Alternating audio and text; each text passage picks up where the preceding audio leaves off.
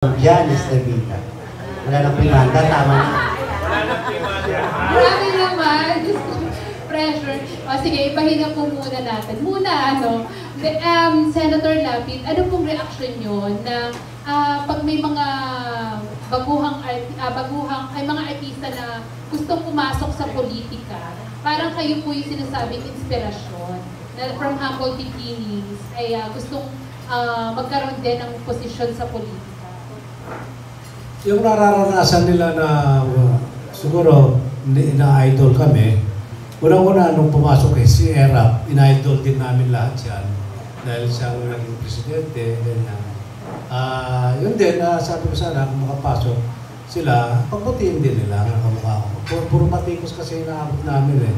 Para bang wala na, pagka ang artista papasok sa politika, parang walang karapatan na pumasok. Pag ang politiko papasok ng artista, parang sila pagkain para sa kanila. Sa amin, laso ng politika. Kami mga artista, sana wag naman.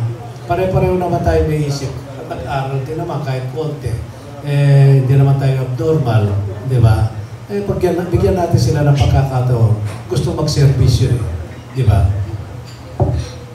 So mag-aral lang po para may pagmamalaki. Mag-aral lang, yun po yung ano. Tapos, kaya nga kay Mark sabi ko, dahil sa pagbabati ko sa akin, sabi ko sa kanya, Mark, anak, sa mga anak ko, ipaghiganti niyo ako, sabi ko. Kalala, away eh. Ipaghiganti niyo ako, mag-aral kayo. Ayoko masabi at maranasan niyo yung kantsaw sa akin. Tapos na ako dyan eh. Tinanggap ko na lang. At yun naman ang totoo talaga, na hindi ako nakapag-aral. Hindi ko naman kinahihiya yun. Anak lang ako na napandera. Kayo ako, hindi kayo pwede mag-excuse na kamukha ng sinasabi kong excuse na hindi ako nakapag-aral. Kaya ko kayong pag-aralin. Dahil kaya ako nung kumakahit ng ganito para makapag-aral kayo. Para hindi kayo makatsawan, para hindi kayo maapi. Sabi ko mag-aral ka, Mark. Kaya ito, pinagpapanagin ko siya, congratulate ko siya. Napakasipag na mag-aral, mag-doctorate pa. Pwede na siya din sa isang eskwelahan to, university eh. Di ba? Yun, kaya maraming salamat sa inyo. Mga anak ko na nag-aaral, nakatapos naman sila lahat.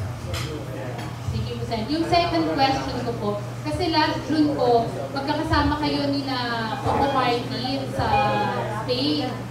Tapos po kumalat po kasi that time na isyong nagpakasal daw po sila ni Julia. At totoo po ba na... Mas barkada si Mark, mas barkada magsimidad sila. Siya sasagot. Kasi yung question ko po, sana kung totoo po bang kinuha kayong ninong? Hindi ko totoo.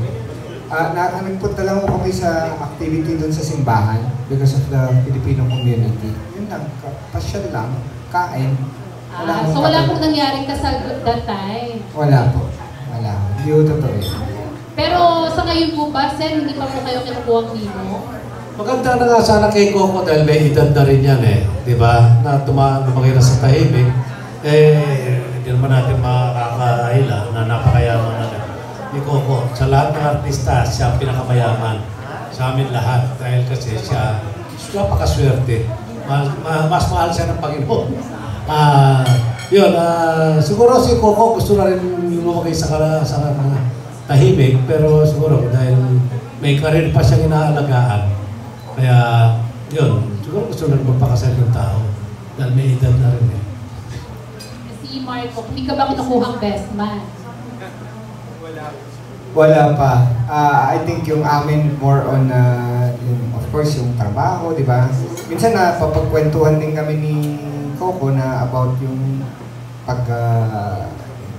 hanggang kailan kaya ang hangganan nito, di ba? So, kaya nga para minsan pumapasok, lumalabas din sa bibig niya, parang samantalahin na muna, tulungan lahat ng kayang tulungan, pwede habang nandyan pa, di ba? Kasi para at least kapag dumating yung taim na yon, marami ka natulungan na ibang tao. Baka sakali naman, pag umabot din siya doon, sabi nga niya, sana meron din taong kamukha ko na tutulong din sa akin kapag dumating ako doon sa puntong yun. I'm sure maaalala naman ng mga tao. Yun yung mga pinag-uusapan namin lagi. Minsan pag nasa set kami, o kaya kamukha nun, nasa Spain kami. So yun sa mga pinag-uusapan namin. Pero hindi kasal. So, hindi po kasal. Yun yung mga pinag-uusapan lang namin. Yung pagpasok ni Coco sa politika, kasi dati parang may offer din po na tumakbo siyang senador. Noong probinsyano pa, sinasabi ko na sa kanya yan. Sabi ko sa kanya, kung papasok ko ng politika, kung senador, napakagaang sa'yo. Wala ka pang gastos sa kasikatan mo. Kahit hanggang ngayon. Ngayon, gusto mo umabol ngayon, senador? Pasok ka ako. Sabi ko, pinakabababa mo tatakbuhan, senador. Sa Vice President, pwede rin siya eh. Sa kasikatan niya ngayon, sabi niya, wala po ako talagang malak pag-politika. Dito na lang muna ako. Ito naman ay pansamantala lang kasikatan natin. Tulad mo, sabi sa akin dito, na nung sumikat ka, yun, ito sinasamantala ko rin. Habang sikat ako, hindi permanente ito. Kaya sabi niya, mag-iipon tayo. Okay, last question ko na lang po. Kasi po, dahil nga click na click po yung love team nyo, may yung mga love team po kasi ngayon, may kasabihan po na constant togetherness develops love. So yung mga magkaka-love team po nati-develop. And yung last interview po namin kay Miss LT, sabi niya po, ang sarap sa feeling na nakakabagets kapag meron pang mga nagpaparamdam sa iyo, sabi niya. And hindi raw po niya tinutuldukan yung sa inyo po. Ano pong reaction niyo doon? Alam niyo kaya nasasabi ni LT o ni Lorna, dahil single siya. Single siya eh. Pwede siyang boyfriend, pwede siyang magkasawa. Kaya kung hindi na ako pwede, di ba?